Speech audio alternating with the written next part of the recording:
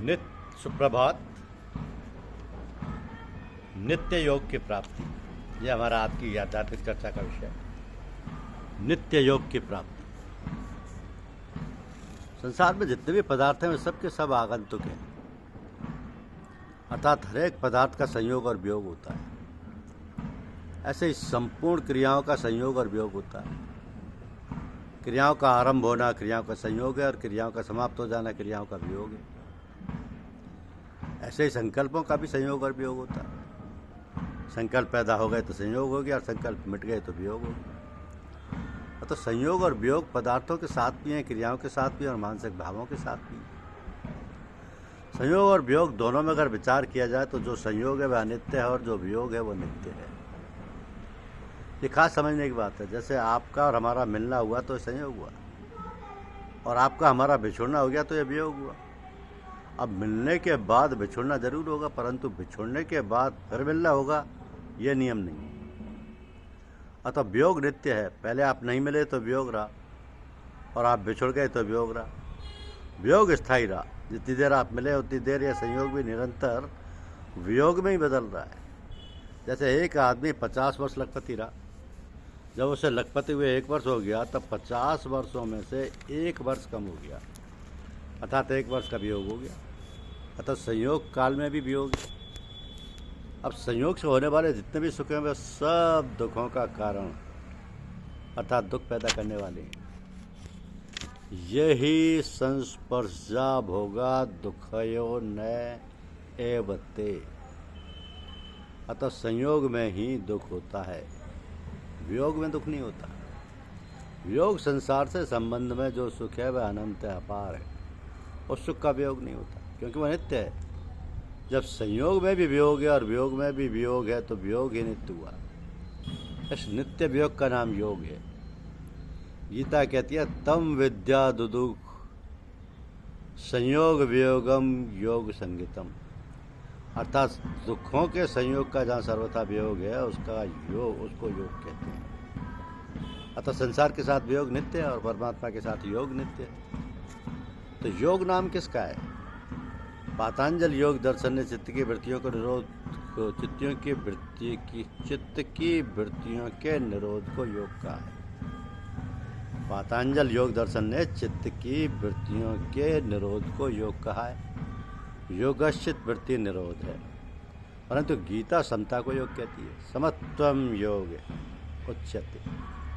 ये समता नित्य रहती है। संयोग से पहले भी समता है, अंत में वियोग होने पर भी समता है और संयोग के समय भी समता है। इस प्रकार समता में नित्य स्थिति नित्य योग है। इस नित्य योग का जिसको अनुभव हो गया उसको गीता ने योगारूढ़ कहा है। और योगारूढ़ की पहचान क्या है? इसके लिए गीता ने 3 बातें बताई। पदार्थों में आसक्ति न होना, क्रियाओं में आसक्ति न होना और संपूर्ण संकल्पों का त्याग होना। इंद्रियों के भोगों में और क्रियाओं में आसक्ति ना हो तथा भीतर से आग्रह भी ना हो कि ऐसा होना चाहिए और ऐसा नहीं होना चाहिए। संकल्प नाम किसका है? ऐसा होना चाहिए और ऐसा नहीं होना चाहिए, ऐसा मिलना चाहिए और ऐसा नहीं मिलना चाहिए, ऐसा संयोग होना चाहिए और ऐसा संयोग नहीं होना चाहिए, इसको संकल्प कहते हैं। अतः ना तो पदार्थों में आसक्ति हो, न पदार्थों के अभाव में आसक्ति हो, न क्रियाओं में आसक्ति हो, न क्रियाओं के अभाव में आसक्ति हो, तथा कोई संकल्प ना हो तो योगारूढ़ हो गया। तात्पर्य है कि पदार्थ मिले न मिले, क्रिया हो या ना हो, इनका कोई आग्रह नहीं हो। नैव तस्य कृत्यनार्थो नाकृत ने कश्यप। पदार्थ मिले तो अच्छी बात, ना मिले तो अच्छी बात, क्रिया हो तो अच्छी बात, ना हो तो अच्छी बात, संकल्प पूरा हो तो अच्छी बात, ना हो तो अच्छी बात, वृत्तियों का निरोध हो तो अच्छी बात, ना हो तो अच्छी बात। अपना संबंध नहीं है इनसे। इंद्रियों के भोगों में और कर्मों में आसक्ति ना होने का अर्थ हुआ अचाह और अप्रयत्न होना। इंद्रियों के भोगों में पदार्थों में आसक्ति ना हो तो अचाह हो गए और क्रियाओं में आसक्ति ना हो तो अप्रयत्न हो गए। तात्पर्य है कि चाहना का भी अभाव हो और प्रयत्न का भी अभाव हो। अचाह और अप्रयत्न हुए तो परमात्मा से अभिन्नता स्वतः हो गई। वास्तव में अभिन्नता हो नहीं गई, अभिन्नता थी। अचाह और अप्रयत्न न होने से उसको अनुभव नहीं होता था। चाह और क्रिया का अभाव हुआ तो स्वरूप में स्थिति का नित्य योग अनुभव हो गया। तो परमात्मा में आपकी स्थिति निरंतर है, आपकी समझ में आए या ना आए। आप संसार के साथ जितना संबंध मानते हैं उतनी आपकी नित्य योग से विमुखता है। संसार में सिवाय धोखे के कुछ मिलने वाला नहीं है। संसार में सब संयोगों का, संबंधों का वियोग ही होगा। सर्वे क्षयांता नित्या पतांता समक्षया संयोगा विप्रयोगांता मरणांतम च जीवितम। समस्त संग्रहों का अंत विनाश है, लौकिक उन्नतियों का अंत पतन है, संयोगों का अंत वियोग है और जीवन का अंत मरण है। परंतु परमात्मा के साथ जो नित्य योग है वह जीव मात्र को सदा प्राप्त है। संयोग जन्य सुख में फंस जाते हैं, इसलिए परमात्मा के साथ नित्य संबंध की तरफ दृष्टि नहीं होती जाती। तात्पर्य है कि नित्य योग का अभाव नहीं हुआ है, केवल उधर दृष्टि नहीं है। भोगी से भोगी, रागी से रागी, पापी से पापी, पुण्यात्मा से पुण्यात्मा, मुक्त से मुक्त, मूर्ख से मूर्ख, विद्वान से विद्वान, कोई क्यों ना हो। नित्य योग से उसका वियोग कभी नहीं हुआ, कभी होगा नहीं, कभी हो सकता नहीं। उस नित्य योग की प्राप्ति करना ही गीता का खास सिद्धांत है। नित्य योग की प्राप्ति क्या है? अप्राप्त संसार के मानवीय संबंध को मिटा देना ही नित्य योग की प्राप्ति करना है। अब अप्राप्त के साथ हमने संबंध माना, इसी से नित्य प्राप्ति की तरफ से हम विमुख हो गए।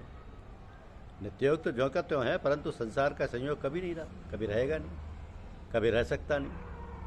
संयोग तो वियोग में ही बदलेगा। संयोग को आप कभी रख नहीं सकते और वियोग आपको कभी छोड़ नहीं सकता। तो पदार्थों का संबंध तो होगा, उनका वियोग मुख्य रहेगा। क्रियाएं होंगी तो उनका भी वियोग मुख्य रहेगा, संकल्पों का भी वियोग होगा। ऐसा हो जाए, ऐसा नहीं हो जाए, ये दोनों ही वियोग में बदलेंगे। ऐसा होना चाहिए, इसका भी वियोग होगा, और ऐसा नहीं होना चाहिए, इसका भी वियोग होगा। तो परमात्मा का योग ही नित्य रहेगा। संकल्प पूरा हो जाए तो भी संयोग नहीं रहेगा, और संकल्प पूरा नहीं हो तो भी संयोग नहीं रहेगा। आप सर्व संकल्प सन्यासी स्वतः सिद्ध हैं। संयोग में आप रस लेने लगते हैं तो आपकी नित्य योग से विमुक्ता हो जाती है। नित्य योग का वियोग नहीं होता, विमुक्ता होती है। जब नित्य योग के सम्मुख हो जाओगे तब अनंत जन्मों के पाप नष्ट हो जाएंगे। सन्मुख होए जीव मोह जब ही जन्म कोट अघनासई तभी। नित्य योग के सम्मुख होने पर पाप बेचारा कहाँ टिकेगा, वह तो विमुक्ता में ही टिकता है। तो नित्य योग की प्राप्ति के लिए जो योग में आरूढ़ होना चाहता है उसके लिए कर्म करना कारण है।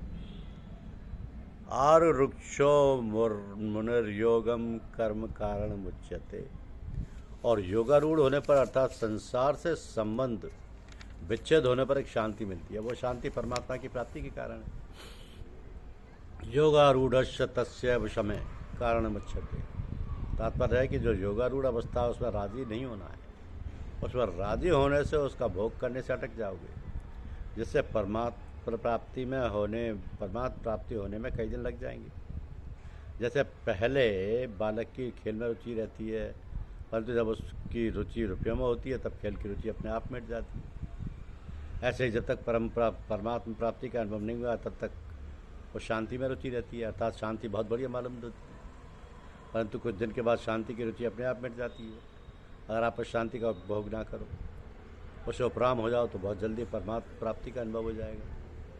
तो योगारूढ़ होने में कर्म करना कारण है, अर्थात कर्म करते करते जब सबका वियोग हो जाएगा तब योगारूढ़ हो जाओगे। कर्म करने से योग की प्राप्ति होगी, इसका नाम कर्म योग है, क्योंकि कर्मों की समाप्ति हो जाएगी और योग नित्य रहेगा। क्रियाओं की समाप्ति, पदार्थों की समाप्ति, परिस्थितियों की समाप्ति, संयोगों की समाप्ति होने पर नित्य योग रह जाएगा। ऐसे ही ज्ञान के द्वारा संसार से वियोग किया जाए तो यह ज्ञान योग। एक चीज़ रहने वाली है, अविनाशी है, और एक चीज़ नहीं रहने वाली है, वो नाशवान है। नहीं रहने वाली चीज़ से वियोग तो हो ही रहा है, केवल आप अनुभव न कर लो कि जितने भी पदार्थों का संयोग है वो पहले नहीं था, फिर नहीं रहेगा, और अब भी प्रतिक्षण वियोग में बदल रहा है, परंतु इनको जानने वाला साक्षी ज्यों कहते हो रहता है।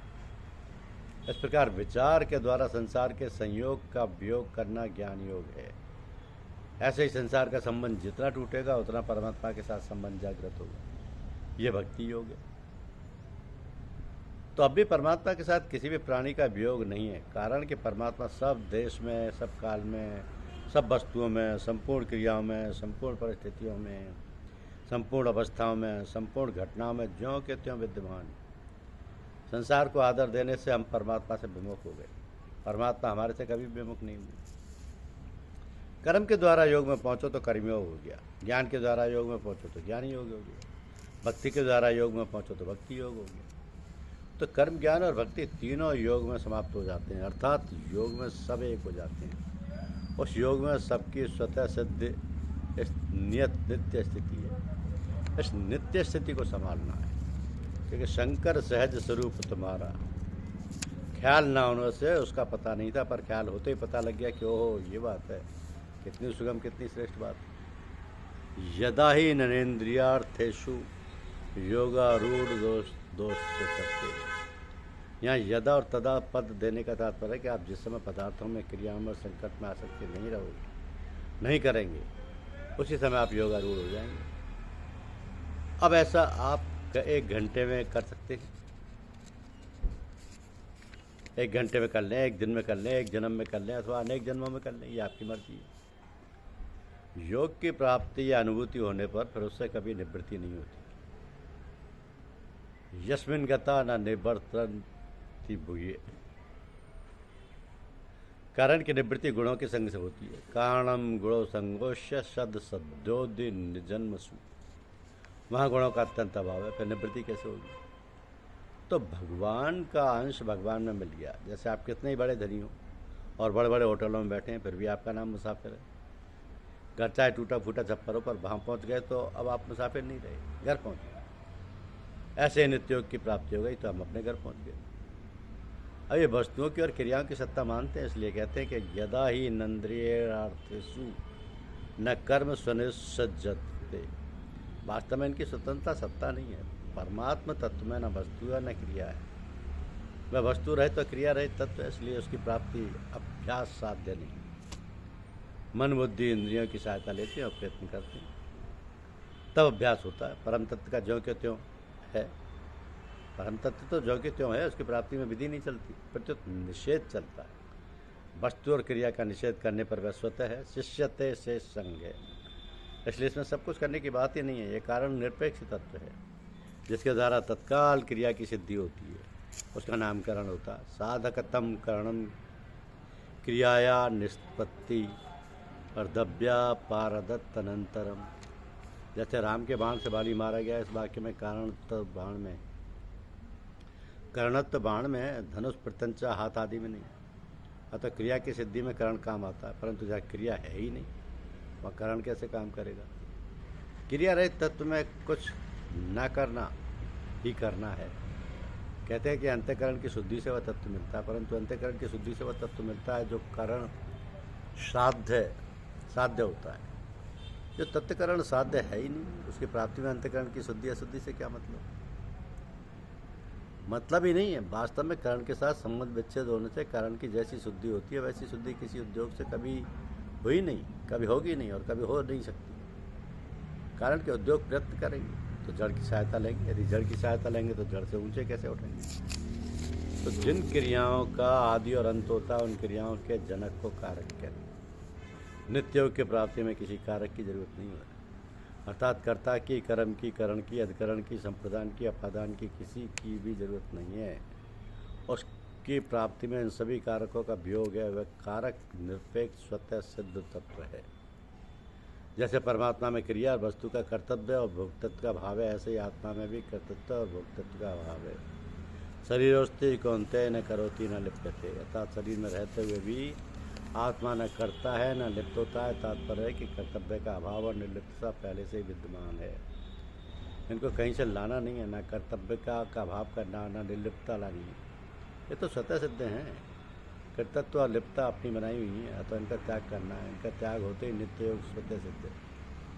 नान्यम गुणभ्य कर्तारम यदा दृष्टा अनुपश्यति गुणभैश्य पर व्यक्ति मदभावम स्वोद्धि गच्छति। जब विवेकी मनुष्य तीनों गुणों के सिवा अन्य किसी को करता नहीं देखता और अपने को गुणों से पर अनुभव करता है, तब वह मेरे स्वरूप को प्राप्त हो जाता है। धन्यवाद।